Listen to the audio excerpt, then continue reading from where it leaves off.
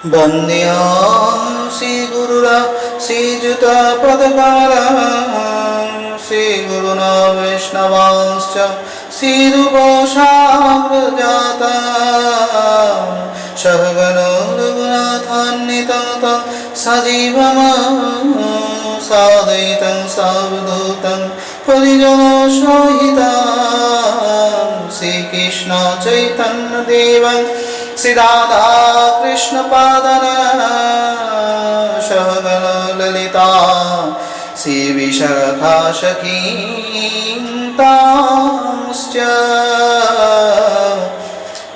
अज्ञानतिमिरान्धस्य ज्ञानाञ्जनशलाकया चक्षुरुन्मीलितं येन तस्मै श्री गुरवे नमो नमः।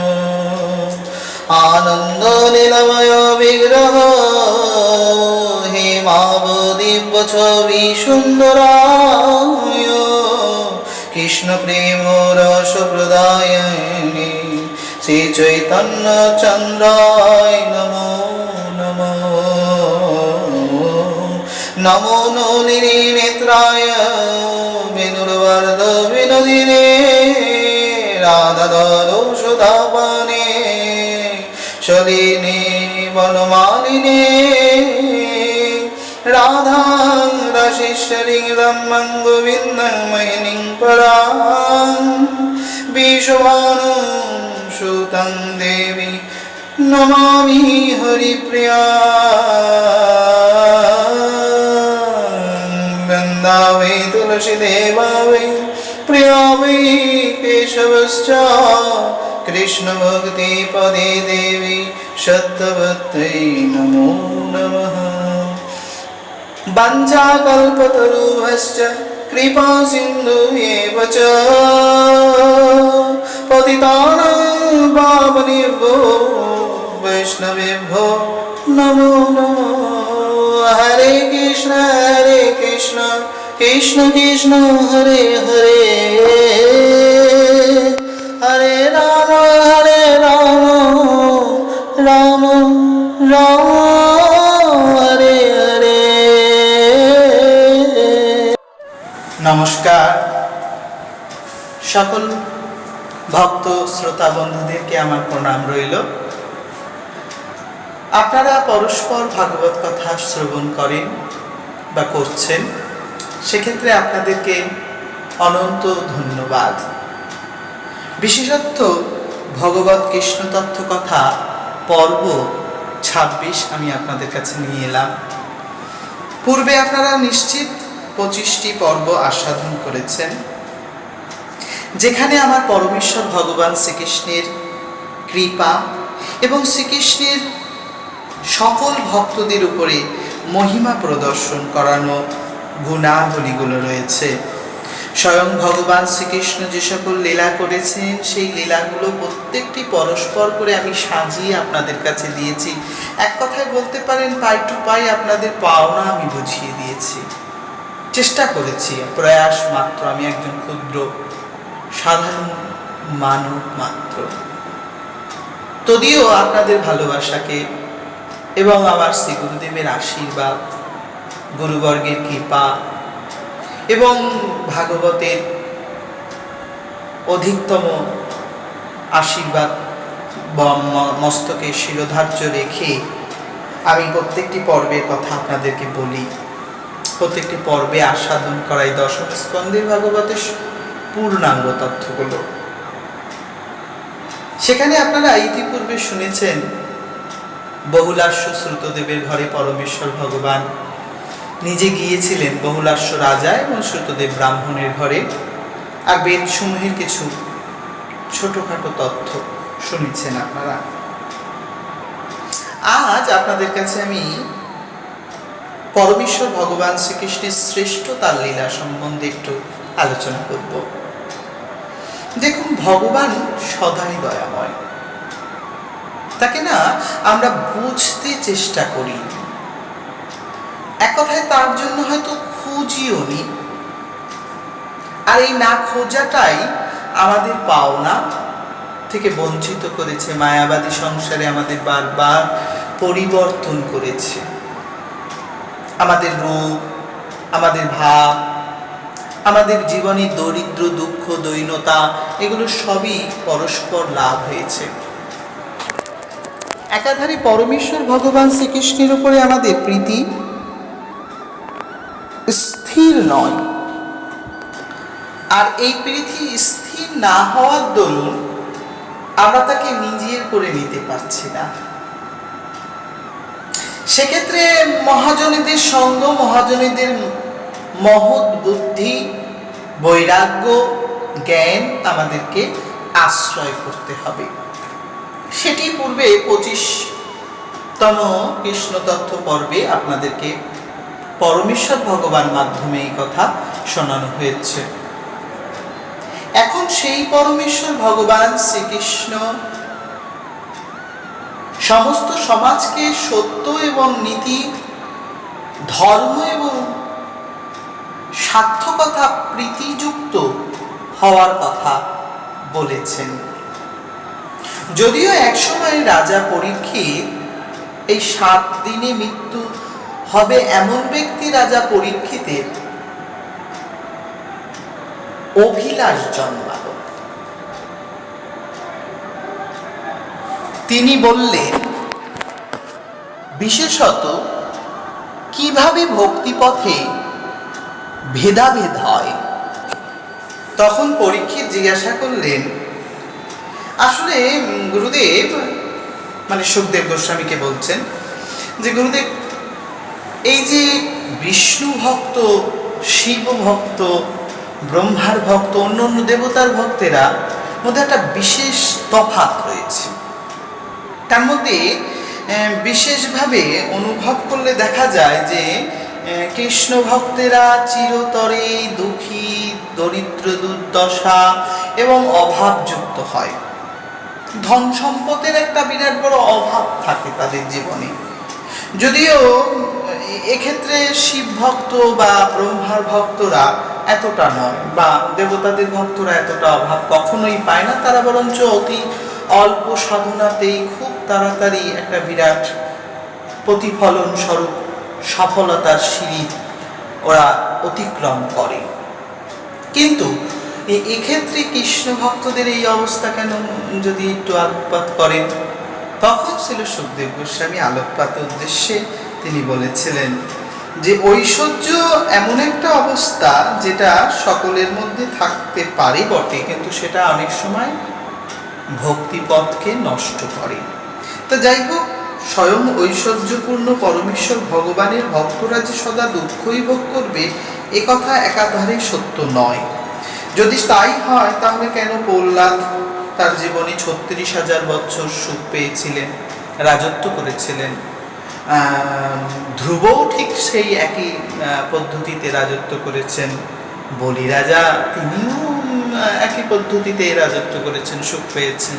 তো সেক্ষেত্রে যে তারা পাবে না এটা নয়, তবে হ্যাঁ, যে সম্পদের দ্বারা তাদের জীবনে প্রতিনিয়ত আত্ম অহংকার বা অপরের উপরে প্রয়োগীয় শক্তির প্রভাব, দুষ্ট ভাবের প্রভাব দেখাবে, তাদের জীবনে তো ঐশ্বর্য সম্পদ কোনোটাই প্রভু রাখবেন না। সেটা নিশ্চিতভাবে নিয়ে পরবর্তী সময় তাকে পরিবর্তন করে, মোহশূন্য করে তিনি সেগুলো দান করবেন। যেমন আপনারা সুদামার কথা শুনেছেন আগের পর্বগুলোতে। সেই সুদামার ক্ষেত্রেও কিন্তু সেই একই অবস্থা ছিল। যাই হোক, এটা ভগবানের কৃপাই বলবেন। তা পরমেশ্বর ভগবানের ভক্তদের মধ্যে একটা বিরাট বড় তফাৎ, বিশেষ করে অন্য দেবতাদের ভক্তরা আর আমার পরমেশ্বর ভগবানের ভক্তদের মধ্যে একটা বিরাট বড় তফাৎ। সেখানে এটা কোনো কথাই থাকে না। এই সেম প্রশ্ন অশ্বমেধ যজ্ঞ করার পর, সমাপ্ত হওয়ার পরে ধর্মরাজ যুধিষ্ঠির ভগবান শ্রীকৃষ্ণকে করেছিলেন, প্রভু একটু বলো না, এই বিষয়টা আমার বড্ড জানতে ইচ্ছে করে। ব্যাকুল পরমেশ্বর ভগবানের কাছে এভাবেই যখন তিনি জিজ্ঞাসা করেছিলেন, শ্রবণ করে ভগবান শ্রীকৃষ্ণ তার উত্তর অনুযায়ী তাকে সে উত্তর দিয়েছিলেন এবং তিনি বলেছিলেন, হ্যাঁ ঠিক বলেছ, যদি আমাকে কেউ বিশেষ অনুগ্রহ করে ভজন করে তথা আমি যদি কারোর উপরে বিশেষ অনুগ্রহ করি, অর্থাৎ আমি তাকে যদি কৃপা করি, তখন ধীরে ধীরে আমি তাকে ধন, তার সমস্ত সম্পদ এবং তার যত সুখ আমি হরণ করি। তখন এইরূপ এক দরিদ্র পীড়িত অবস্থায় এনে দিই, যার ফলে তার আত্মীয় স্বজন পর্যন্ত তাকে ভালো চোখে দেখে না। সে সময় তিনি তখন নিরুপায় হয়ে বন্ধু বান্ধব আত্মীয় কারো কাছে যখন তার কোনো স্থান থাকে না, তখন আমি তাকে আমার সাধুগুরু ভক্তের সঙ্গ করাই এবং সেই দুর্দশা ভোগের পর সে আমার সাধুগুরু বৈষ্ণবের সঙ্গ করে আমাকে জানতে শুরু করে এবং তখন তার ভিতরে নিত্য সুখের অনুভূতি জন্মায়। এটি হলো আমার এক প্রকার কৃপা, যাকে আমি অনুগ্রহ করি আর যাকে আমি কটাক্ষ করি তার জীবনে সুখ এবং সংসার সমৃদ্ধি, পুত্র পরিজন, বন্ধু বান্ধব ইত্যাদির মাধ্যমে অনেক অনেক রকমের ঐশ্বর্য সে ভোগ করে, কিন্তু একাধারে সে কিন্তু আমার আর থাকে না, সে অন্তিমে আমাকে পায় না। সেম যদি একই জিনিস আপনাদেরকে একটু বোঝাবার জন্য বলি, দেখুন পরমেশ্বর ভগবান কটাক্ষ এবং তিনি তাদেরকে কৃপা স্বরূপ যে অনুগ্রহ, এই অনুগ্রহ এবং কটাক্ষের মধ্যে একটা ডিফারেন্স। আপনি দেখুন ধর্মরাজ যুধিষ্ঠির বা নকুল সহদেব ভীম, এদেরকে কিন্তু তিনি ওই এক প্রকার বলতে পারেন যেটি ভগবানের কটাক্ষ, মানে যে কটাক্ষ পাতকে বলা হয় সংসার, সেই সংসার তিনি দিয়েছেন অর্জুন, নকুল, সহদেব। তারা শেষ পর্যন্ত কৃষ্ণকে প্রাপ্ত হয়নি, কিন্তু যাদেরকে তিনি অনুগ্রহ করেছিলেন তারা ছিলেন ব্রজের গোপীগণ, ললিতা, বিশাখা, চিত্রা, মা যশোদা ইত্যাদি ব্রজের যত সব ব্রজবাসী, ব্রজগোপীদের তিনি তখন তাদেরকে অনুগ্রহ করেছিলেন। এই অনুগ্রহের স্বরূপে ব্রজবাসীরা কিন্তু খুব একটা ঐশ্বর্য, খুব একটা বিলাসিতা এগুলো কোনোটাই পায়নি। তারা অতি দরিদ্র, অতি দুঃখ, অতি হতাশতা, ব্যাকুলতা, বিরহ কাতরতা জীবনযাপন করেছেন। স্বভাবত তাদের জীবনে যে উদাহরণ তুলে দিলাম আমি আপনাদের কাছে, যে দুটো উদাহরণ, দুটো তফাৎ। একটা থাকে দেখবেন ঐশ্বর্য, সেখানে তারা অট্টালিকায় বাস করছে, ধর্মরাজ যুধিষ্ঠির সেই অট্টালিকার প্রধান নায়ক, বিশেষত সেখানে তার অনেক সমৃদ্ধি, অনেক সুখ, কিন্তু সেখানে তার অন্তিমে স্বর্গে যাওয়ার ইচ্ছা, প্রভুকে পাওয়ার নয়। কিন্তু আমার ব্রজবাসী, ব্রজগোপীগণ যাদেরকে তিনি অনুগ্রহ করেছিলেন, যাদেরকে তিনি কৃপা করেছিলেন, তাদের ধন সম্পদ অভাব, বিশেষ করে দুঃখে তাদেরকে পুরো একদম পুড়িয়ে তাতিয়ে সুন্দর করে গলিয়ে নিয়েছিলেন সেই খাঁটি সোনাটা। সেই খাঁটি সোনাই তারা পরমেশ্বরের পরম ভক্ত হয়েছিলেন।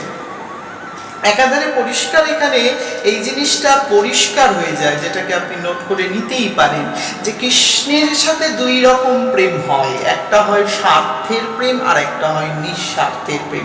কৃষ্ণ সমাজের সাথে ঠিক সেটাই করে, একটা হলো তার কর্ম অর্জিত ফলাফল তাকে দান করেন, আর একটা হলো ভালোবাসা প্রেমের মাধ্যমে যে কর্ম হয় তার ফলাফল দান করেন, যেটার মধ্যে অনুগ্রহ আছে। অনুগ্রহ অর্থাৎ ভগবান নিজেই আগ্রহ দেখায়, না আমি একে একটু আলাদা করে তৈরি করব।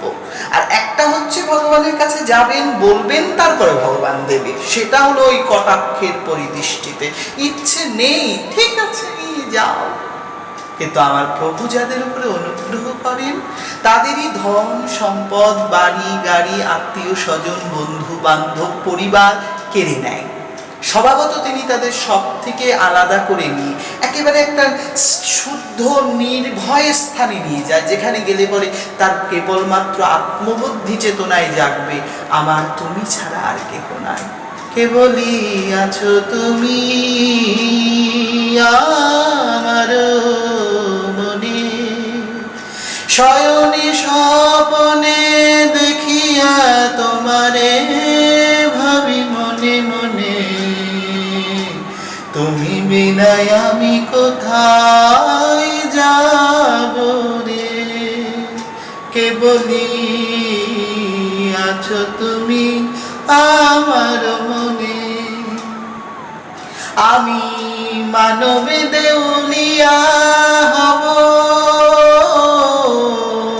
আমি ধন জন যৌবন হারাইয়া কেবলি তোমারে পাব।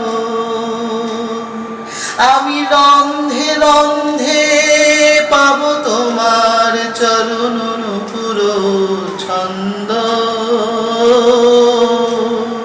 আমি রন্ধে রন্ধে পাব তোমার গলিমালার ফুলগন্ধ।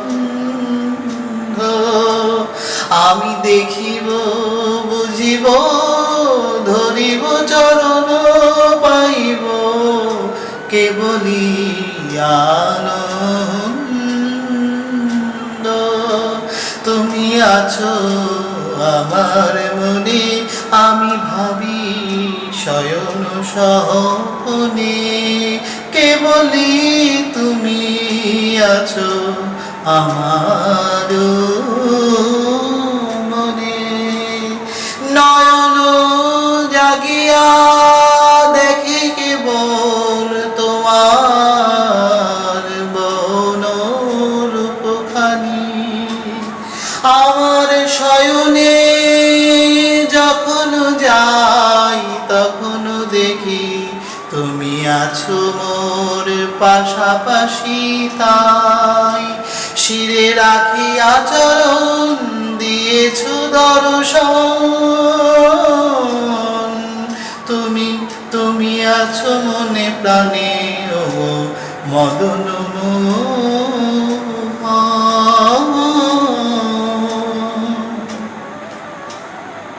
ক্ষুদ্র প্রয়াস আপনাদের জন্য রাখলাম। সুর তাল তর্মে যদি কোথাও ত্রুটি থাকে নিশ্চিত থাকবে মার্জনা করে নেবেন। নিজের ভিতরে ওঠা উতাল ভাবকে তুলে ধরি মাঝে মাঝে। যাই হোক, স্বভাবত পরমেশ্বর ভগবানকে এইরূপ ভালোবাসলে এইরূপ ফলাফল হয়। তাই আজ সেই ফলাফল ভগবান একটুখানি বুঝাবার জন্য বলছেন।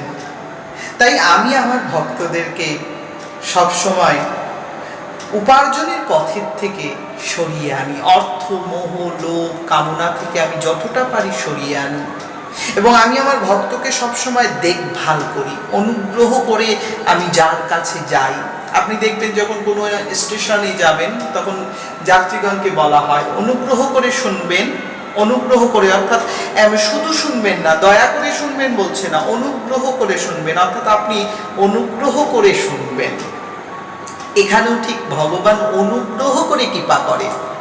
এই অনুগ্রহিত কৃপা যাদের উপরে বর্ষিত হয় তাদেরই কিন্তু জোয়ার ভাটায় জ্বালায় যন্ত্রণায় দুঃখে সুখে সর্বদা জ্বলে পুড়ে একদম পাকা তৈরি হতে হয়। যখন মেলিব চরণে যাইব শরণে দেখিব হাম নন্দের নন্দনে। মেলিব অর্থাৎ নিজের পাখনা যখন মেলে উঠব। একটা ময়ূর যখন তার পাখনা মেলে নেয় তখন প্রভুর চরণকে সে আশ্রয় করতে পারে। শত শত নেত্র তার তখন উৎপন্ন হয়, অনেক চোখ আপনি দেখবেন ময়ূরের পাখার মধ্যে থাকে। পরমেশ্বর ভগবানকে পাওয়ার ফলাফল সুখ। তাই পরম ভগবান নিজে বলেছেন তদ ব্রহ্ম পরমাং সুখং চিন্নাত্মাত্রং সদনন্তকং বিজ্ঞাত্মাতয়া যধি সংসারাৎ পরিমুচ্যতে। আমি স্বয়ং আমার ভক্তকে সংসাররূপী তিতাব যন্ত্রণা থেকে নিজেই রক্ষা করি। যাকে আমি অনুগ্রহ করি তাকে এই সংসারের কোনো কিছু কোনো রকমই যন্ত্রণা দিতে পারে না। এক প্রকারে আমি আমার ভক্তকে অনুগ্রহ কৃপার মাধ্যমে তার সত্য পরম সূক্ষ্ম আত্মাকে বিশুদ্ধ রূপে প্রকাশ করি। অনন্ত চিন্তার অস্তিত্ব স্বরূপে আমি তার হৃদয়ে হৃদয়ঙ্গম করিয়ে তুলি। আমি নিজে তার ভিতরে বাস করি এবং তাকে এই সংসার চক্র থেকে মুক্ত করে দেই। আমি যে নিরেখ ধর্মরাজ যুধিষ্ঠির, যাকে আমি এইরূপ অনুগ্রহ করি, সেই কেবল আমার এই সচ্চিদানন্দময় আনন্দের অধিকারী হয়।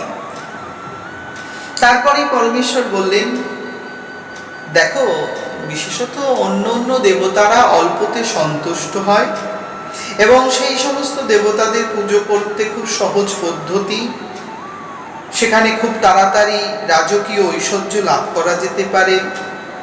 বিশেষত সেখান থেকে অহংকার সেই ঐশ্বর্যের ফলে হতে পারে, এমনকি যে দেবতার দিয়ে সে বর পেয়েছে তাকে তাচ্ছিল্য করতে পারে, তাকে অবজ্ঞা করতে পারে, প্রয়োজন হলে তাকে তিরস্কার পর্যন্ত করতে পারে। দরকার নেই, দুর্গা পুজো করে ফল পাইনি, দুর্গা ছেড়ে দিয়ে, বা দুর্গা পুজো করেছি খুব ধন পেয়েছি, সম্পদ পেয়েছি, তাই দুর্গা থেকে মনে হচ্ছে যেন লক্ষ্মী ভালো, লক্ষ্মীকে ধরে নিই।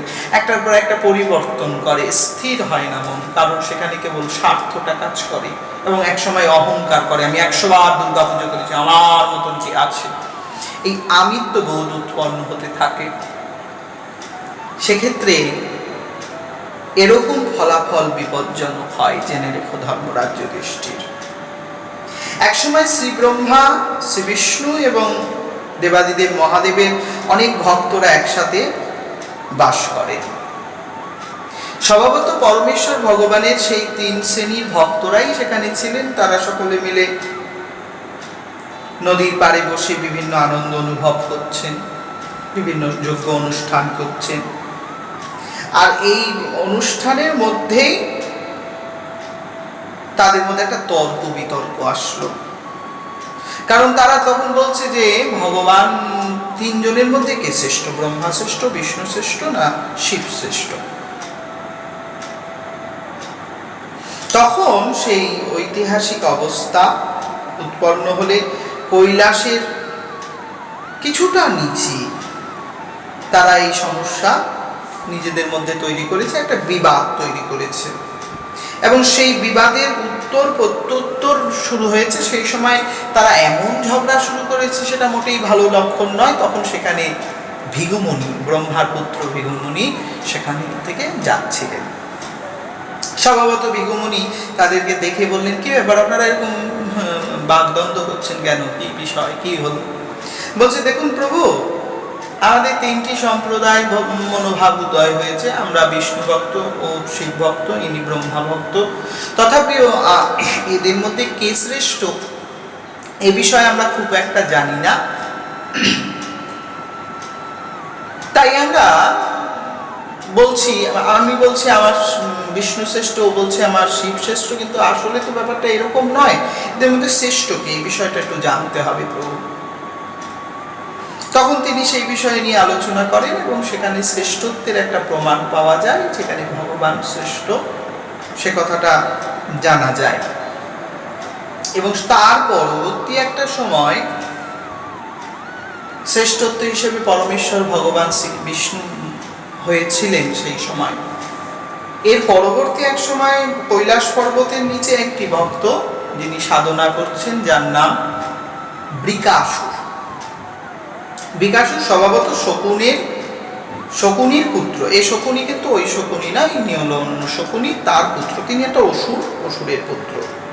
ইনি কৈলাসের পাশ থেকে আসা যাওয়া করছিলেন। নারদ মুনির সাথে তার দেখা হয় এবং নারদ মুনিকে তিনি জিজ্ঞাসা করেন, সব থেকে সহজে এবং তাড়াতাড়ি সন্তুষ্ট হয় কোন দেবতা জানেন নারদ মুনি?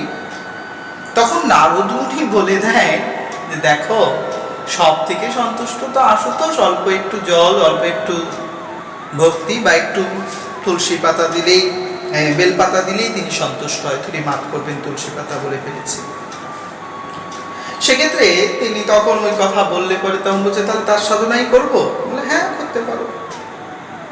মস্তক অবনত রেখে বিশেষ মহিমাপূর্ণ ভগবান মহাদেবের সাধনায় তিনি যথেষ্ট প্রয়াস রাখলেন এবং একের পরে এক সময় ধরে তিনি তপস্যা করেই যাচ্ছে, কিন্তু তপস্যার ফল সহজে দিচ্ছে না। যেহেতু তিনি আগে তপস্যার ফল দিয়েছেন রাবণকে, দিয়েছেন বানাসুরকে, আর তারপরে তাদের সর্বনাশও হয়েছে বটে, তাদেরকে পরমেশ্বর ভগবান শ্রীকৃষ্ণ পরবর্তী সময় কৃপা করেছেন বটে। সেক্ষেত্রে এখানেও সেই একটা সমস্যা পরিপ্রকাশ হতে চলেছে। তখন এই বৃকাসুর স্বভাবত তার মাংস কেটে কেটে নিজে যজ্ঞে আগুনের মধ্যে দিচ্ছে, যাতে প্রভু সন্তুষ্ট হয়। মহাদেব সেই খুব কষ্ট অনুভব করে ছুটে চলে এসছেন। আরে বাবা কি করছো, আর করো না, এভাবে দেহের মাংস কেটে কেটে দিচ্ছ, তুমি খুব কষ্ট পেয়েছো। কেদারনাথের যে পবিত্র জল, সেই জল থেকে তিনি স্নান করে এসে মনে মনে সংকল্প করেছিলেন যে তিনি আত্মা হুতি দেবেন, অর্থাৎ দেহটাই আর রাখবে না, এই দেহ ত্যাগ করবেন। কিন্তু পরমেশ্বর মহাদেব খুব তাড়াতাড়ি সামনে এসে বললেন, না বাবা এসব করার দরকার নেই, বলো তোমার কি বর চাই। তখন সে এমন একটা বর প্রার্থনা করে বসলেন যা বাবার বাইরে। সে বলল কি জানেন, যে প্রভু যার মাথায় হাত রাখবো সে যেন ভস্য হয়ে যায়। ভগবান মহাদেব এদিক ওদিক চিন্তা না করে মনে মনে ভাবলেন, আরে বাবা বিষাক্ত সাপকে দুধ খাওয়ানোর নতুন ব্যাপার তো, ও আমি ঠিক করে নেব। তিনিও খুব একটা সাত পাঁচ ভাবনা না করে বললেন, ঠিক আছে দাও, যার মাথায় হাত রাখবা সেই ভস্য হয়ে যাবে। ও মা বিকাশুর বলছেন যে প্রভু বর তো দিলেন, কিন্তু বর্ষের তো ট্রায়াল হলো না, অর্থাৎ পরীক্ষা তো হলো না, একটু একটু একটু পরীক্ষা করে দেখবো প্রভু। বলে দেখবে, দেখো তো। বলে প্রভু আপনার মাথায় হাত রাখি। হায় হায়, এ কি সর্বনাশী কথা, তুমি আমার মাথায় হাত রাখবে কেন? ওরে কি কম না, বলবো আপনার মাথায় হাত রেখে দেখি, আপনি বর দিয়েছেন, যদি সত্য হয় তাহলে তো আপনার মাথায় হাত রাখলেই বোঝা যাবে। মহাদেব বললেন, ওরে সর্বনাশ, একটু বিপদে পড়েছি, ত্রাহিমাম ত্রাহিমাম রক্ষাকাম হরি, হে হরি কোথায় তুমি, শীঘ্রই আমায় বাঁচাও। এই যথারীতি ব্রহ্মলোক রুদ্রলোক সমস্ত লোকে ঘুরতে ঘুরতে ঘুরতে ঘুরতে অনাদিয়াদি গোবিন্দের কাছে গিয়ে পৌঁছতে বাধ্য হলেন। গোবিন্দ স্বরূপে বৈকুণ্ঠ অধিপতি নারায়ণের কাছে তিনি গেলেন এবং সেখানে চতুর্ভুজ সকল ভক্ত সহপরিমিত্র, আর পিছন পিছন কিন্তু এই বিকাশ শুরু চলেছেন। যদিও গুরুর সঙ্গ করলে এটাই হয়, এটা দুটো দিক নিতে হবে, একটা নেগেটিভ একটা পজিটিভ। পজিটিভ দিকটা ছিল যে সাধুগুরু বৈষ্ণবের পিছন ধরলেও ভগবান লাভ হয়, অর্থাৎ মহাদেবের মতন বৈষ্ণবের সঙ্গ জীবনে ভগবত লাভ করিয়ে দেয়।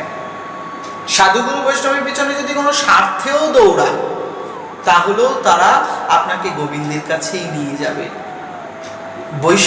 বিষ্ণু ভক্ত পরায়ণা মন, কৃষ্ণ ভক্ত পরায়ণা মনবাদী ব্যক্তিরা, তাদের কাছে যদি আপনি স্বার্থেও যান, ধন সম্পদ ঐশ্বর্যের লোভেও যান, তবু তারা আপনাকে ছলে বলে কৌশলে শ্রী গোবিন্দের চরণেই সমর্পণ করবে। এটা তাদের কর্তব্য, সেটা এইখানে মহাদেব দেখিয়েছেন। একটা দিকে মহাদেব ব্যর্থ, আর একটা দিকে মহাদেব কিন্তু পূর্ণ। বুঝতে হবে তাই বিষয়টা দুটি দিক থেকে, দুটি অ্যাঙ্গেল থেকে। যাই হোক, পরমেশ্বর ভগবানের সঙ্গক্রমে তার পিছন ধরাধরি ফলে, অর্থাৎ পিছু নিলে, ও হে বৈষ্ণব ঠাকুর দয়ার সাগর, এ দাসে কর করুণা, দিয়ে পদ ছায়া শুধুই আমারে তোমার চরণ ধরি, আমি ধাইব তব পাছে পাছে, কৃষ্ণ সে তোমারও আপন আছে, আহা দিলে দিহিতে পারো, কৃষ্ণ সে তোমারও ধাইব তব পাছে পাছে।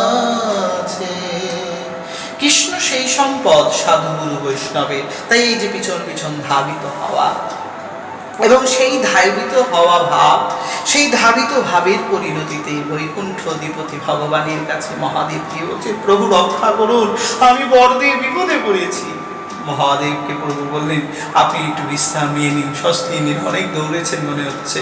হ্যাঁ হ্যাঁ প্রভু, খুব খুব খুব ত্রিলোক দৌড়েছি প্রভু, কোথাও ঠাই পাইনি, আমার মাথায় হাত রেখে আমায় বর্ষ করবেই করবে। কি করেছেন? বলে বর দিয়েছিলেন প্রভু, সন্তুষ্ট হয়ে বর দিয়ে ফেলেছি। কি বর দিয়েছেন? বলে যার মাথায় হাত রাখবে সেই ভস্য হয়ে যাবে। প্রভু সে কিনা আমার মাথায় হাত রাখতে চললেন। প্রভু বললেন, ওরে আপনিও পারেন বটে, যথাযথা এভাবে বর দেওয়া উচিত কি? একটু পরীক্ষা নিরীক্ষা করা উচিত ছিল না?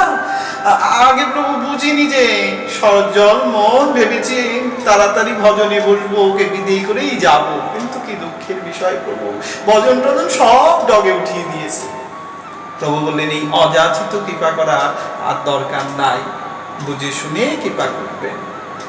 প্রভু এই যাত্রায় রক্ষা করুন, আমি আর বরটা কাউকেই দেবো না, আমি দূরেই থাকবো।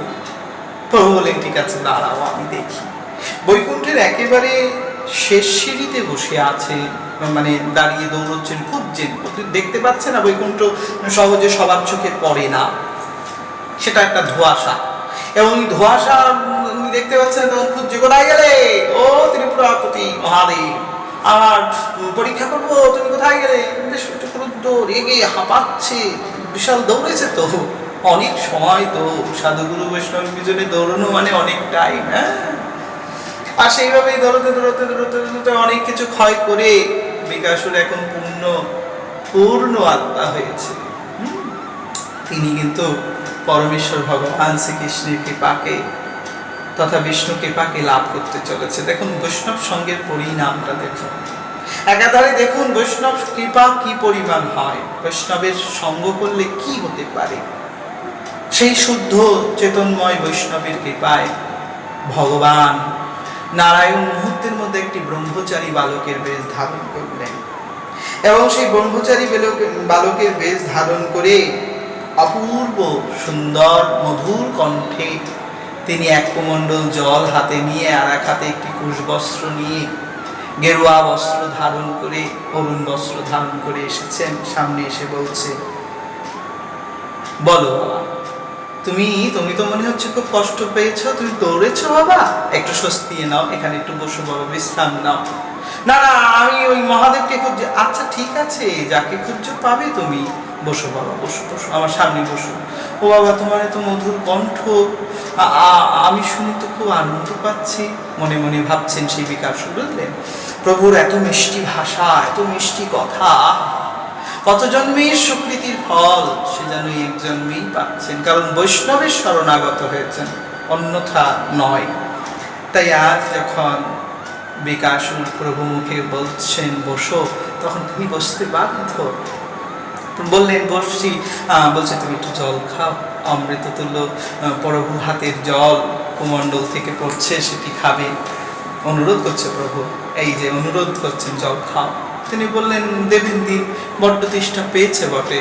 তখন সেই অমৃত তুল্য জল পান করলেন, হৃদয়টা শীতল হলো, মনের কামনা একটু কমলো, প্রভু স্পর্শ হলো। খানিকের মধ্যে বলছে, প্রভু আমাকে না প্রতারণা করেছে শিব, জানেন তো, আমি তাকে খুঁজছি, পাচ্ছি না। বলছে কেন, কি এমন হয়েছে তোমার সাথে? বলে তিনি আমায় বর দিয়েছেন, আমি যার মাথায় হাত দেবো সে ভস্য হয়ে যাবে। এখন যেই আমি ওনার মাথায় হাত দিয়ে বরের পরীক্ষা করতে গিয়েছি, উনি আমার পরীক্ষা করতে দিলেন না, পালাচ্ছেন, আমি ওনার পিছন পিছন দৌড়েছি, এই পর্যন্ত এসে আর ওনাকে দেখতে পাচ্ছি না, চতুর্দিকে ধোয়া। প্রভু ব্রহ্মচারী প্রভু, আমি এখন কি করি বলুন তো? ভগবান বললেন, অর্থাৎ ব্রহ্মচারী বেশ বালক বললেন, ওরে কার কথায় কান দিয়েছো? উনি ভূত পেতে যক্ষ রাক্ষসের দেবতা, ওনার কথা কেউ কান দেয়? আরে শুনুনি, ওই যে দক্ষ মহারাজ অভিশাপ দিয়েছিলেন, ওনার নাকি আবার কোথায় কোথায় অধিকার নেই, ওনার কথা মানে উনি জগৎগুরু বটে, উনি জগৎগুরু, উনি সবার সাথে সমান ব্যবহার করে, ওনার ওই বর আমার তো মনে হয় না সত্য। আর তুমি সত্য যদি হয় তা তুমি অন্যের কাছে কেন যাচ্ছ? তোমার নিজের মাথা নেই? নিজের মাথায় হাত রেখে দেখে দেখো, আমি বলছি তুমি দেখো, তোমার কিছু হবে টবে না। আর ওটা সত্য না, ওটা যদি সত্য হতো তাহলে ও পালাতো না, ওটা পালাচ্ছে এই কারণে ওটা সত্য নয়। ও তাই প্রভু, তাই কি করবো প্রভু? বলছে তুমি নিজের মাথায় হাত রেখে দেখো, তুমি দেখো, আমি বলছি তুমি প্রমাণ পেয়ে যাবে, কোনো ভয় নেই, দেখো না, দেখো দেখো। আরে সুমধুর বাক্যে প্রভু হরিল এ মন, নিজে নিজে মারিছে জানে না সে জীবন। হ্যাঁ, সুমধুর বাক্যে প্রভু হরি দিলেন। তখন মুহূর্তের মধ্যে নিজের মাথায় হাত রাখলেন, এবং প্রভু দর্শন মাত্রে তাহি মরিল জীবন। মুহূর্তের মধ্যে প্রভু দেখতে দেখতে ভস্ম হয়ে গেলেন, এবং তখন থেকে তার নাম ভস্মাসুর হল। যাই হোক, সেই ভস্ম বৈকুণ্ঠে চারিদিকে প্রভু ছড়িয়ে দিলেন, মহাদেব মাথায় ধারণ করলেন। বিশেষত মহাদেব বললেন, আর বট্টর দেবনি প্রভু, তুমি আমাকে কৃপা করেছো। প্রভু বললেন, হ্যাঁ বুঝে শুনে দেবেন, মান যাতে থাকে। যাই হোক, আপনি সদা সন্তুষ্ট। আশুতোষ ভগবান, হ্যাঁ, পরমেশ্বর ভগবানের মহিমা এভাবে পরিপূর্ণ হলো, এবং বৃকাসুরকে ভগবান পরমাগতি দিলেন। আপনারা হয়তো ভাবতে পারেন এই লীলাটা মহাদেবকে ছোট বা রুদ্রদেবকে বড়, বা কখনো কৃষ্ণকে ছোট বড়, বিষয়টা তা নয়। বিষয়টা হলো সাধু সঙ্গের পরিবৃত্তি, বিশেষত ফলাফল। সাধুর সঙ্গে যদি কেউ স্বার্থ নিয়েও চলে, তথাপিও তার জীবনে একটা সুফল লাভ হয়। এবং ভগবানের শরণাগত হলে যে কোনো ব্যক্তি রক্ষাপ্রাপ্ত হয়। উভয় বিষয়টা এখানে একত্রিতভাবে পরিপ্রকাশ হলো। এবং এভাবেই পরমেশ্বর ভগবানের মহিমা কথা শুনি ধর্মরাজ যুধিষ্ঠির আর এইদিকের মহারাজ পরীক্ষিত খুব খুশি হলেন। বাহ, প্রভু কি অপূর্ব শোনালেন! তাহলে সর্বশ্রেষ্ঠ আপনি সেই চরণ, আপনাকেই স্মরণ করতে হবে। হ্যাঁ হ্যাঁ, আমাকেই স্মরণ করতে হবে। আমাকে স্মরণ করলে তোমার যত যা আছে আমি সব বইব। মা বই শরণাগত, আমার শরণাগত হও, ভয় পেও না, আমি আছি তোমাদের জন্য। আমার অনুগ্রহ গ্রহণ করে জীবনকে পরম পূর্ণ তৈরি করে নাও। তুমি আমার অনুগ্রহ নাও, কটাক্ষ নিও না। একাধারে আপনাদেরকে বোঝাবার জন্য ভাগবতের এই প্রীতিতুল্য কথা শ্রীমুখ থেকে বলাবার সৌভাগ্য দিয়েছেন গোবিন্দ, তাই বললাম। যদিও ধৃষ্টতা মার্জনা করবেন, স্বভাবত এই সাহস আমার মধ্যে নেই, কেবল গুরুদেবের কৃপা প্রতিফলিত হচ্ছে।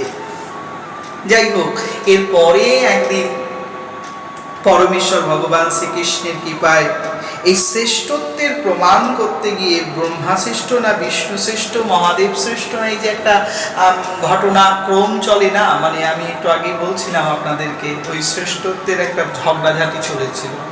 তখন ওই সরস্বতী নদীর তীরে সেই ঝগড়াঝাটি, এবং সেই ঝগড়াঝাটি দেখে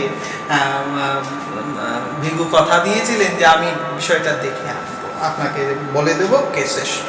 তো ভিগুর পিতা ব্রহ্মা তিনি সেখানে প্রথমে গেলেন এবং তিনি তাকে নমস্কার করলেন না, বিষয়টা এরকম, বুঝলেন তো। এবং তিনি যখন তাকে নমস্কার করলেন না, এইটাই হলো সব থেকে অপরাধ। মানে তার বাবা ব্রহ্মা তার স্তুতি করলো না, প্রণাম করলো না, সবার উপর দিয়ে হেঁটে চলে গেল।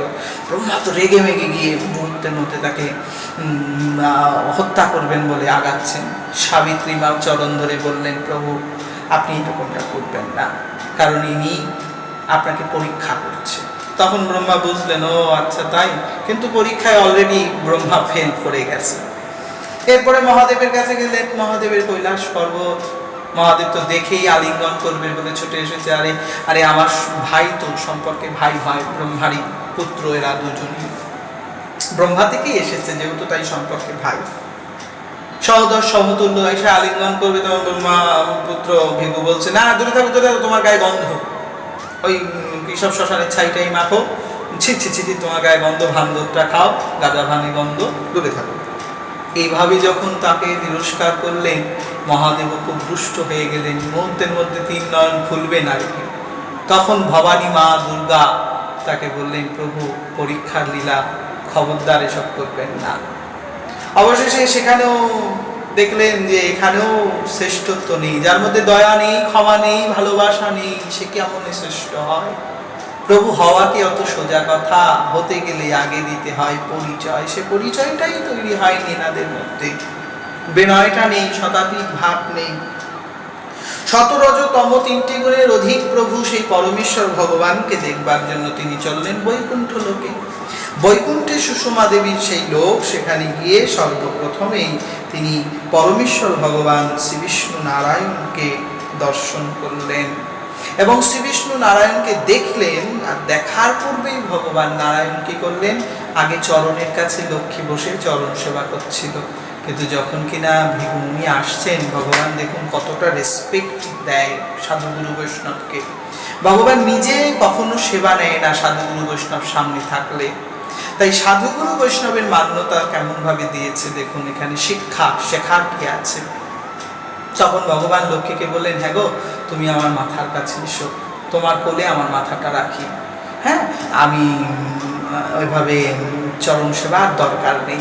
তখন লক্ষ্মী একটু ভাবলেন, না জীবনে কোনোদিন যে আমাকে তার মস্তক আমার কোলে রাখেনি, সে আজকে মস্তক কোলে রাখছে, বিষয়টা কি কে জানে। তবু তার আজ্ঞা পালন করতে হবে। তাই পাশাপাশি দুজনে বসে মস্তক রেখে আনয় বিনয় করছে, আর ভিগু দূর থেকে এসে বলছে, ও তুমি রমণীর কোলে বসে সুখাদ্য ভোগ করছো, দেখি দেখি তোমার কত বড় সুখ ভোগ করার ক্ষমতা আছে। বলেই একখানা চরণ দিয়ে আঘাত, মানে লাথি দিলেন, এক লাথি বুকের মধ্যে দিলেন প্রভুকে। একখানা বুকে পদাঘাত করা মাত্রই স্বয়ং ভগবান কিচ্ছুটুকু বললেন না। ভিগুমুনি পদাঘাত দিচ্ছেন, থর থর করে কাঁপছে হাত পা, কিন্তু তিনি কিছু বলছেন না। তিনি কেবল মনে মনে ভাবছেন, হায় হায়, আমি তো পদাঘাত দিলাম, তিনি আমায় নিশ্চিত আমার বিনাশ করবে। আমার এই সাহস, আমার এই উদ্ধতা, নিশ্চয়ই আমার এই উদ্ধত চিন্তাকে তিনি বিনাশ করবেন। কিন্তু মনে মনে যে আমি তাকে জানতে চাই। পরমেশ্বর ভগবান যে অবস্থায় ছিল সেটি ভিগুমুনি এভাবে ভাবছেন। শয়নাং শ্রেয়ং উৎসঙ্গে পদাবক্ষসাত্তায়ুতরায়াৎ ততোত্থান ভগবান সহলক্ষ্যা শতাঙ্গতি স্বল্পদাবরুত্থানমা নাম শীর্ষমুনিং অহং তেহং স্বাগতং ব্রহ্মণ ত্রি নিশিদাসত্রাসনে লক্ষণং অজনতামাগতং বক্ষন্তু মহোত্থন প্রভু। পরমেশ্বর ভগবান লক্ষ্মী সহিত উঠে দাঁড়িয়ে প্রণাম করে বললেন, প্রভু আসন গ্রহণ করুন। আপনি আমার বক্ষে যে পদাঘাত করেছেন, চরণে ব্যথা লাগেনি তো? আমার এই কঠিন বক্ষ পাথর তুল্য বক্ষে ব্যথা আঘাত করে আপনি ব্যথা পাননি তো? প্রভু মুখ থেকে এই কথা শুনে আকাশ থেকে বললেন, ওই কে আছো? দাসীরা সকলে যারা বৈকুণ্ঠে থাকেন, তারা কেউ পদ্মর্ঘ্য, কেউ বা পুষ্প চন্দন লিপে নিয়ে আসলেন, কেউ বা ফুলমালা আসন দিয়ে তাকে বসালেন এবং চরণ নিজের হাতে ধোয়ালেন। সেই চরণামৃত সর্বত্র ছিটিয়ে দিলেন, প্রভু নিজ শিরে রাখলেন। অবাক হয়ে ভিগু ভাবলেন, হায় হায়, পিতাকে অসম্মান করেছিলাম, প্রণাম করিনি, তাই তিনি আমাকে হত্যা করতে এসেছিলেন। ব্রহ্মা যিনি সৃষ্টিকর্তা, তিনি আচরণ করেছেন। শিব যিনি সংহারকর্তা, তাকে একটু আলিঙ্গন করিনি, অপমান করেছি, তাই তিনি আমাকে হত্যা করতে এসেছেন। তাদের থেকেও গুরুতর অপরাধ আমি এনআরসি বক্ষে পদাঘাত করেছি, তথাপিও তিনি আমাকে এভাবে মার্জনা করছেন, এভাবে ক্ষমা করছেন, এভাবে শ্রদ্ধা দিচ্ছেন, আমার পুজো করছেন। হে প্রভু তমিও শ্রেষ্ঠ শরণাগত মম। হে প্রভু তুমি সৃষ্টির শ্রেষ্ঠ, তুমি পূর্ণ শ্রেষ্ঠ, তুমি অনন্ত দয়াময়। পুনিত পরমেশ্বর ভগবান শ্রীহরিকে প্রণাম, শ্রদ্ধা, ভালোবাসা, প্রীতি জ্ঞাপন করলেন। সেবত অবস্থায় জীবনের পরম সুখ বৈকুণ্ঠপতি পরমানন্দ গোবিন্দের স্মরণে শ্রৌভ আনন্দ অনুভব করলেন। ভিগুমুনি তৎকালীন অবস্থায় মনে আনন্দ পেয়ে সেই সরস্বতী নদের ঋষিমণিদের সেই তর্ক বিতর্ক সভায় আবার আসলেন। এসে তিনি সমস্ত ঘটনা বিস্তার করে বললেন, সকলের কাছে জিজ্ঞাসা করলেন, এবার আপনারাই বলুন কে শ্রেষ্ঠ? যে বিষ্ণু রাম ভক্তায় সে হরি তং শ্রেষ্ঠঃ।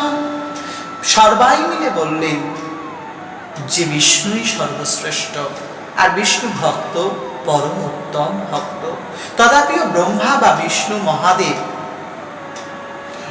এদের মধ্যে কোনো তফাৎ নেই, এরা তিনিই এক, একই তিন। তাই এদের মধ্যে কোনো ভিন্নতা নেই, ভেদাভেদ নেই, যদিও সমাজ এগুলো করে থাকে। প্রকৃতপক্ষে এই তিন একই অঙ্ক। এই তিনকে এদিকে ঘোরালে যা, ওদিকে ঘোরালো তাই। এ তিনি পরমাত্মা সচ্চিদানন্দের অঙ্গ, এক এক রূপে। সংহার, পালন, সৃষ্টি, তিন একসাথে হলে অনন্ত আনন্দের দৃষ্টি। এই তিনকে এক করে যিনি চলেছেন, তিনি সত্য, প্রেম, করুণার অধিপতি হয়েছেন। এই তিন একান্ত এক তথ্য, কখনো ভেদাভেদ করার সাহসও দেখাবেন না। অনুরোধ একটাই, যে এর মধ্যে কাউকে ছোট বড় করার প্রশ্ন নেই। প্রাসঙ্গিক কথা হচ্ছে কি কতটা সহ্যশীল আমার প্রভু অনন্ত সহ্যশীল।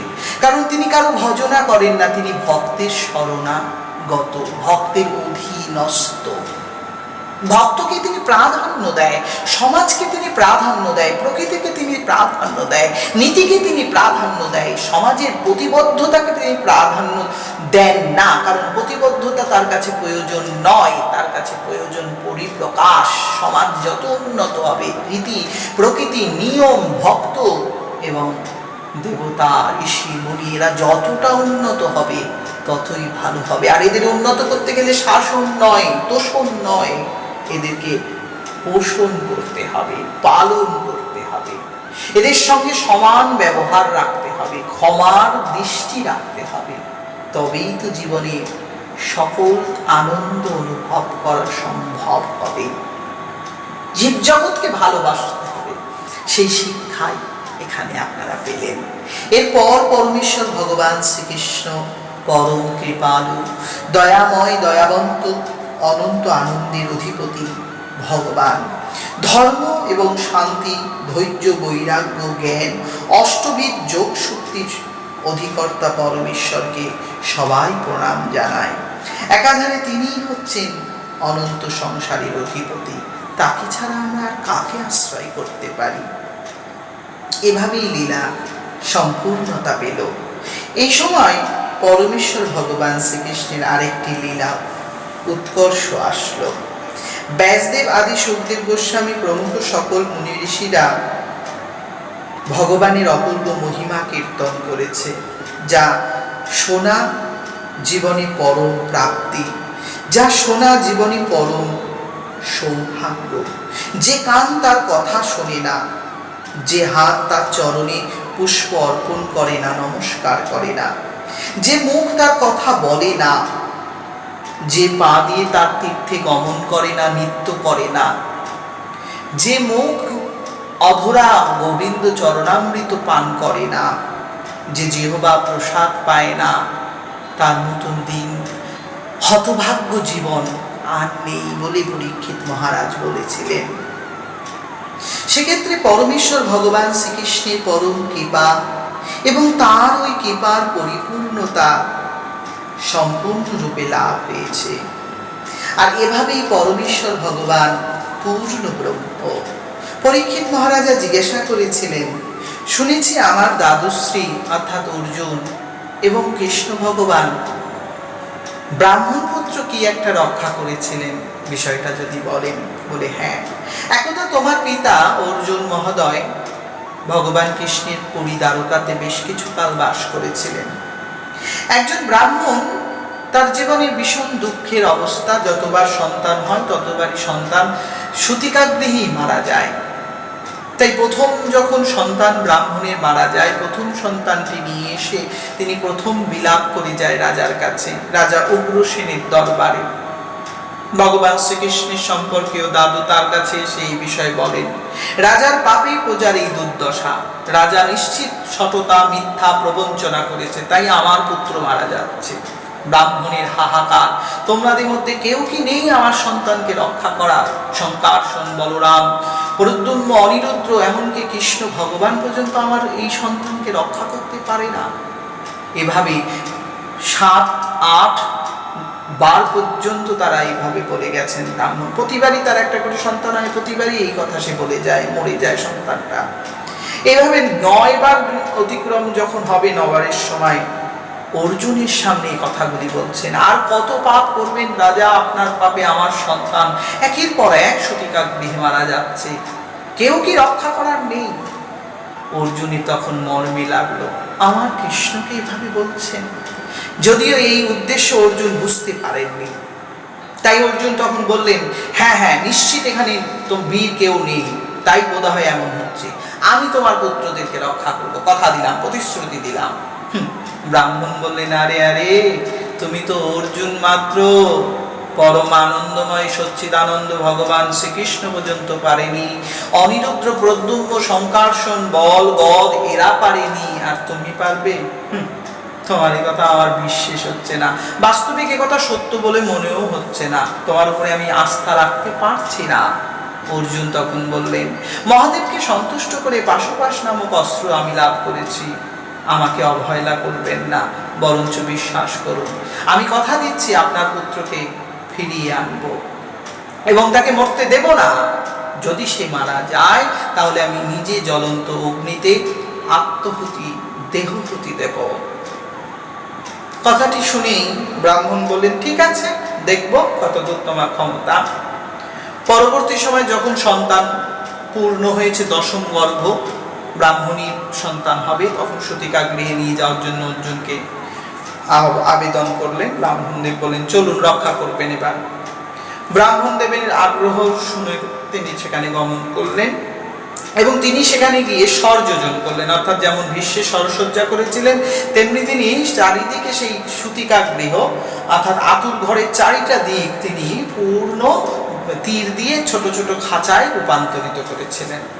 এবং একটা বিরাট বড় খাঁচা, পশুদের যেরকম খাঁচায় রাখা হয় সেরকম একটা খাঁচা, সেখানে বিশাল জাল এবং মন্ত্র জালে জর্জরিত, সেখান থেকে একটা সুইও বেরোতে পারবে না, একটা পোকা ভিতরে আসতে পারবে না, যেতে পারবে না। খানিকটা ওই হিট চেম্বারের মতন তৈরি করেছিলেন, বা ওই কোলেস্ট্রল যেখানে ঠান্ডা ঘর, সেই রকম একটা ঘরের মতন তিনি তৈরি করেন। এবং সেই শক্তি পরিপ্রকাশ করার পর পরমেশ্বর ভগবানের সামনেই, ভগবান দূর থেকে ব্যাপারটা দেখছেন, আর অর্জুনের সামনেই তার দশম পুত্র হয় এবং দশম পুত্র তার মধ্যে থেকে মরে উপরে চলে যায়। এবং পুত্র মরে গেলে পরেই তো ব্রাহ্মণ তো যথেষ্ট ভর্ৎসনা, হ্যাঁ তুমি না কত কথা বলেছিলে, এই করবে সেই করবে, কই তোমার ক্ষমতা কোথায় গেল? তোমরা সকলেই প্রপঞ্চক, মিথ্যাবাদী, তোমাদের কথায় কোনো সত্যতা নেই, ধর্মনীতি আদর্শে তোমরা বিফল, তাই তোমাদের মতন মানুষকে বিশ্বাস করে আমি ভুল করেছি, আমার দশম পুত্রটাও মারা গেল। একাধারে পরমেশ্বর ভগবান শ্রীকৃষ্ণের লীলা এভাবেই পরিপ্রকাশিত হলো। সে সময় আমার রাধারানী চলে গেছেন, প্রায় 10 বছর হয়ে গেছে। রাধারানী, ললিতা, বিশাখা এরা চলে গেছেন 10 বছর। শ্রীকৃষ্ণের এখন বর্তমান বয়স 121 বছর 56 দিন। 121 বছর 56 দিন মুহূর্তে পরমেশ্বর ভগবান শ্রীকৃষ্ণ অর্জুনকে দুঃখে দেখলেন। অর্জুন তখন আগুনে, জ্বলন্ত আগুনে দেহ ত্যাগ করবেন, এটাই তার সংকল্প, কথা দিয়েছেন ব্রাহ্মণকে। তখন অর্জুন একবার মনে মনে ভাবলেন, ঠিক আছে, আমি তার আগে একবার একটু স্বর্গ, মর্ত, পাতাল চারিদিকে খুঁজে দেখি পাই কিনা। প্রথমে তিনি নরকে গেলেন, তারপরে স্বর্গে, তারপরে ইন্দ্রলোক, বরুণলোক, সূর্যলোক, চন্দ্রলোক, ভ্রমলোক আদি ঋষিলোক, দেবলোক, গন্ধর্বলোক, সমস্ত লোকে খুঁজেও কোথাও তিনি আর পেলেন না। অবশেষে মনটাকে তিনি তৈরি করলেন, ঠিক আছে চলো, আগুনেই মরতে হবে। যখন তিনি এরকম মনস্থপ করে অগ্নিতে যাবেন, তখন ভগবান বলছে, না না, এখনই যাওয়ার দরকার নাই, চলো তুমি আমার সাথে চলো। অর্জুন, তুমি ওঠো রথে। আর ভগবান শ্রীকৃষ্ণ নিজেই তার সেই সুন্দর রথকে ডেকে আনলেন এবং সেই রথে তিনি যথেষ্ট সুসম্মানিত হয়ে রথে নিজেই সারথীর পথে বসলেন আর অর্জুনকে বসালেন। যেভাবে যুদ্ধক্ষেত্রে বসিয়েছিলেন সেভাবে অর্জুন পিছনে বসলেন। ভগবান তার নিজের রথের 4টি ঘোড়া, যে দিব্য ঘোড়া, মেঘপুষ্প, বল্লাহক, সুগ্রীব এবং শৈপা, এই 4টি ঘোড়া খুব উন্নত, যারা আকাশে, বায়ুতে, জলে, পাহাড়ে, পর্বতে সর্বত্র যেতে পারে।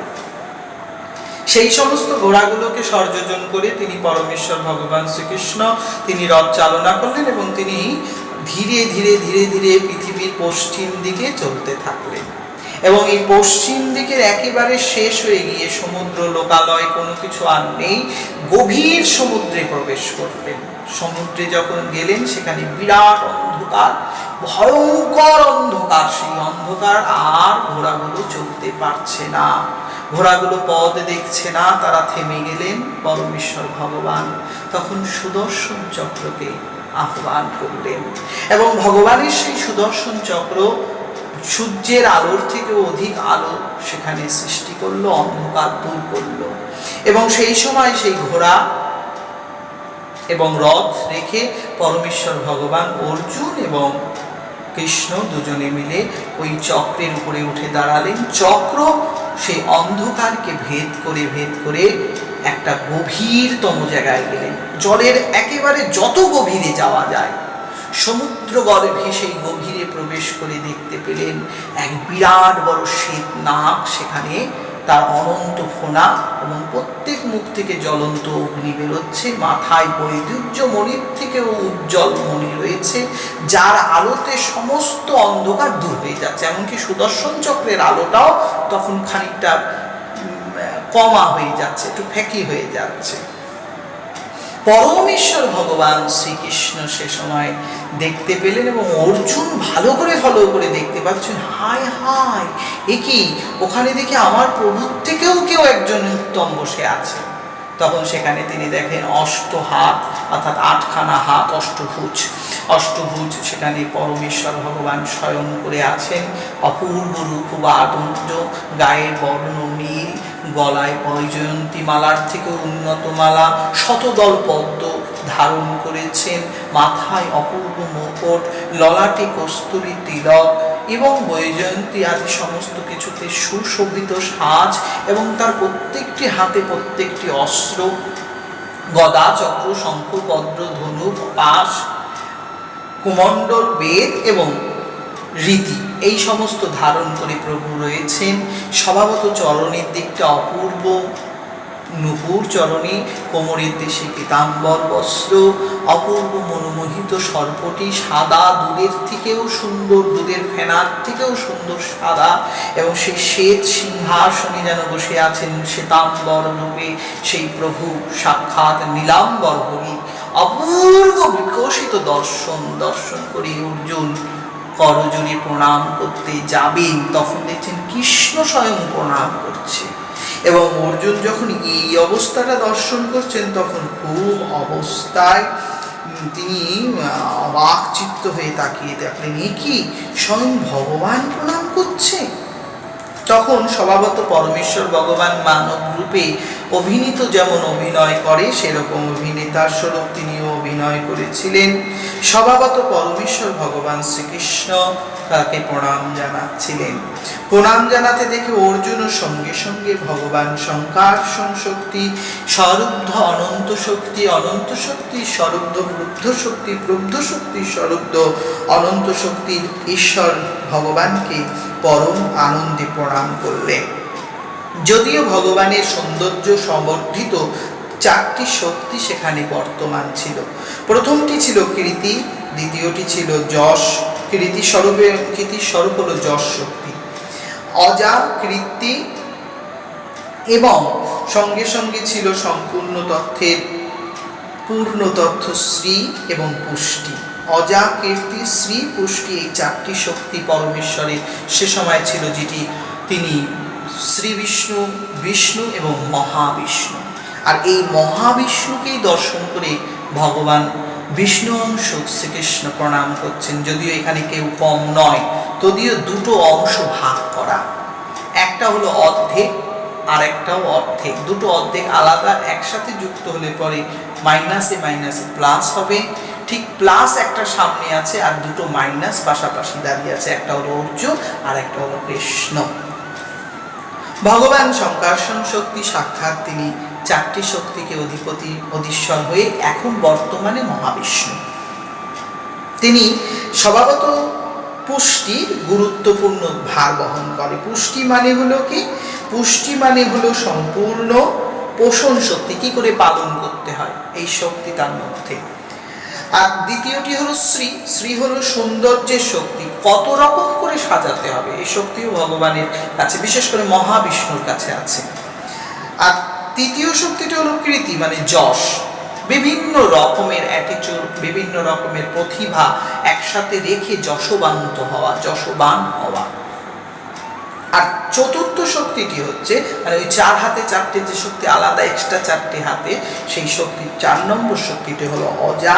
এই অজার উদ্দেশ্য হলো সৃষ্টি শক্তি, অর্থাৎ এই যে সৃষ্টি হচ্ছে এও সেই ভগবানের শক্তি। সৃষ্টি শক্তি ব্রহ্মা, যশ শক্তি পরমেশ্বর ভগবান শ্রীকৃষ্ণ, এবং সৌন্দর্য শক্তি, সৌন্দর্য মানে মঙ্গল, মঙ্গল শক্তি মহাদেব শিব, এবং পুষ্টি পালন শক্তি বিষ্ণু অর্থাৎ নারায়ণ।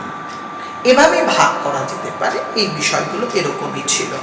স্বয়ং ভগবান প্রণাম করলেন। সংকার্ষণ শক্তি, অনন্ত শক্তি এবং অনিরুদ্ধ প্রদ্যুম্ন শক্তি সংমিশ্রিত প্রণাম করার পর তারা জিজ্ঞাসা করলেন, আমাদের রাজ্যে একটি ব্রাহ্মণের এই সমস্যা হয়েছে। তখন মহাবিষ্ণু বলল, হ্যাঁ, আমি সেই ব্রাহ্মণ সন্তানদেরকে এখানে নিয়ে এসেছি। কালক্রমে তোমাদেরকে আমি দেখতে চাই এবং তোমাদের কিছু বলতে চাই, তাই আমি তোমাদেরকে এখানে ডেকেছি। পৃথিবীর ভূভার হরণার্থে তোমাদের অবতরণ হয়েছিল, এখন কাজ হয়ে গিয়েছে।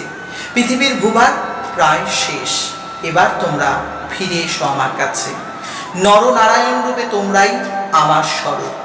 নররূপে অর্জুন, নারায়ণ রূপে কৃষ্ণ, তোমরা দুজনে এক হয়ে আমার কাছে ফিরে এসো। আর তোমাদের সংসারে থাকতে হবে না। একেবারে যেন সেই ডাইরেক্টর যেভাবে বলবে, অভিনেতা সেভাবেই অভিনয় করবে। গুরু যেভাবে বলবে, শিষ্য সেটাই পালন করবে। মা যেভাবে আদেশ করবে, পুত্র সেই আদেশই পালন করবে। শিক্ষক যেভাবে শেখাবেন, ছাত্র সেটাই শিখবেন। ঠিক তেমন ভগবান দুই প্রণাম করে বললেন, ঠিক আছে প্রভু, তাই হবে। এই নাও, তোমাদের ব্রাহ্মণের 10 পুত্র এখানে সম্পূর্ণ শিশুরূপেই রয়েছে। 10 জন ব্রাহ্মণ পুত্রদেরকে সুন্দরভাবে কোলে ধারণ করে মহাবিষ্ণুর আদেশকে বর্তমান রেখে, যদিও অর্জুনের স্মৃতি যদি মনে থাকে তাহলে সমস্যা হতে পারে, তাই তার স্মৃতি বিলুপ্ত করে দিয়ে তিনি পূর্ণরূপে আবার ফিরে এলেন দ্বারকাপুরীতে। ব্রাহ্মণের 10 পুত্র ফিরালে ব্রাহ্মণ খুব আশীর্বাদ দেন এবং ধীরে ধীরে পরমেশ্বর ভগবান শ্রীকৃষ্ণ একটু একটু করে সংযমী হতে থাকেন। ধর্ম এবং নীতি, লোকশিক্ষা এবং কর্ম সব একত্রিত করবার জন্য পরমেশ্বর ভগবান এই রীতিনীতিকে পালন করতে থাকেন। আপনারা পরম ভগবান শ্রীকৃষ্ণের মহিমান্বিত কথা শ্রবণ করছেন। এরপরে বর্ষাকাল আসলো। যদিও ভগবান শ্রীকৃষ্ণের কৃপায় সেই বর্ষাকাল সকলের মধ্যে আনন্দ এনে দিল। যদি ভগবান শ্রীকৃষ্ণের কাছে অর্জুন অনেক দিন থাকলেন, অর্জুন আর ভগবানের সঙ্গ ত্যাগ করলেন না। ভগবান শ্রীকৃষ্ণের মধ্যে পরম আনন্দ হলো এবং সে সময় মহারাজ উগ্রসেন খুব খুশি হলেন। এদিকে ধর্মযুদ্ধ শুরু হয়েছে, এদিকে পঞ্চপাণ্ডবদের সাথে যুদ্ধ হয়েছে কুরুক্ষেত্রে। কুরুক্ষেত্রে যুদ্ধে 18 অক্ষণীয় সেনা সমাপ্ত হয়েছে, বিপক্ষে 7 অক্ষণীয় সেনার সমাপ্তি হয়েছে। এভাবে সমস্ত ভূভার কমে গিয়েছে, কিন্তু ভগবান শ্রীকৃষ্ণের মনে চিন্তা এখনো রয়েছে। এখন কারণ ভগবানের চিন্তার উদ্দেশ্য হচ্ছে একটাই, তার সংসারের ভার কমেনি। ভগবান চিন্তা করছে নিজের সংসারের ভার কি করে কমাবেন। অনন্ত অনাদি পরমেশ্বর ভগবান যেমন তার সংসারের চিন্তা তাকে বারবার আঁকড়ে ধরছে। তিনি চিন্তা করছেন তার সংসারের ভার কি করে তিনি দূর করবেন, কেমন করে তিনি তার লীলা সমাপ্ত করবেন। মানবীয় এই দেহটা পেয়ে সেই দেহটা ত্যাগ করার পূর্বে যেরকম একটি মানুষের হয়, যেহেতু মেসেজ এসে গেছে এবার ফিরে যেতে হবে, চলো যাই মই নিজে নিকেতন। সেই নিকেতনে যাওয়ার জন্য তৈরি হলেন ভগবান, প্রস্তুতি নিলেন। এখন আর তিনি স্বভাবত কোনো স্ত্রীদের ঘরে যান না, এখন আর তিনি কারো সাথে সৌজন্য সময় সমাধান করেন না। এভাবেই লীলা আরও প্রসারিত হতে থাকলো। যাই হোক, আপনারা সকল শ্রদ্ধা সহিত যে অমৃত কথা শুনছেন, এই সকল ভক্তদের চরণে আমার বিনম্র প্রণাম রইল। যদিও বলা পাওয়ায় কোথাও কোনো সমস্যা হলে আমাকে মার্জনা করে দেবেন, আশীর্বাদ রাখবেন। আমি যেন আপনাদের জন্য ভাগবত তথ্যের পূর্ণ সত্যগুলোকে আপনাদের সামনে তুলে ধরতে পারি। আজ তো এখানেই আমাকে বিশ্রাম নিতে হবে। সময়ের নিয়ম অনুসারে কৃষ্ণতত্ত্ব পর্ব 26টি এখানেই বিশ্রামপ্রাপ্ত হলো। আশা করি আপনারা এই 26 শুনে আপনাদের আনন্দ হবে এবং সত্যকে জানার আকাঙ্ক্ষা আরও বলিষ্ঠ হবে। আপনারা নিশ্চিত এই আনন্দ তথ্য সবাইকে বিলাবেন, নিশ্চিত শেয়ার করবেন, চ্যানেলটি সাবস্ক্রাইব করবেন। আমি জানি দক্ষিণাস্বরূপ এটুকু আপনারা দেবেনই দেবেন। যদি ভালো লেগে থাকে একটু আশীর্বাদ করবেন, মৃত্যুর শেষ দিন পর্যন্ত তাকে যেন ধরে থাকতে পারি, এর বাইরে আর কোনো অভিলাষ নেই। এ পর্বে আপনাদের চরণে আমার ভালোবাসাযুক্ত, প্রেমপূর্ণ, শ্রদ্ধাযুক্ত নমস্কার রইল। वंशाकल्पतरुभ्यश्च कृपा सिन्धु एव च पतितानां पावनेभ्यो वैष्णवेभ्यो नमो नमः। या जातो वैष्णवाचो सभाकारे नमस्कार, एते अपराध যত নাহায় আমার, হইয়াছেন হবেন যত গৌর ভক্ত বৃন্দ। একবার রাধা কৃষ্ণ প্রেমানন্দে বল রাধে গোবিন্দ, নিতাই গৌর হরি बोल। जय जय श्री राधे श्याम, राधा रानी की जय।